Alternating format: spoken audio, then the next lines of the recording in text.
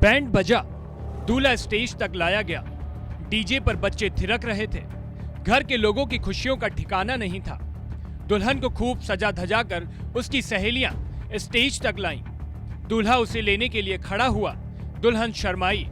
दुल्हन ने दूल्हे को वरमाला पहनाई तो वहीं दूल्हे ने भी दुल्हन के गले में जयमाला डाली। तालियों से पूरा हॉल गड़गड़ा उठा।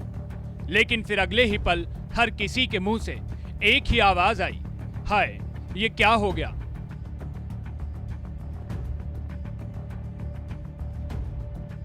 दरअसल दुल्हन स्टेज पर गिर चुकी थी। पास खड़े दूल्हे को कुछ भी समझ नहीं आ रहा था। आनन फानन में दुल्हन को अस्पताल ले जाया गया, जहां डॉक्टरों ने उसे मृत घोषित कर दिया और कारण हार्ट अटैक बताया। दुल्हन की मौत की खबर आते ही सभी के चेहरे से हवाइयां उड़ गईं। हर कोई खामोश। शादी का सपना संजोए दूल्हा विवेक सिर पकड़कर बैठा रहा। एक 21 साल की लड़की बेवक्त दुनिया से चली गई। डोली से पहले उसकी अर्थी उठ गई। पिता को समझ नहीं आ रहा था कि चंद घंटों बाद जिसकी डोली उठानी थी, उसकी अर्थी अब कैसे उठाएंगे। दरअसल ये मामला उत्तर प्रदेश की राजधानी लखनऊ के मलिहाबाद के भदवाना गांव का है। भदवाना गांव निवासी राजपाल शर्मा की बेटी शिवांगी शर्मा की शुक्रवार रात बारात बुद्धेश्वर से आई थी। सभी रस्में पूरी होने के बाद स्टेज पर वरमाला के ठीक बाद फोटोग्राफी चल रही थी।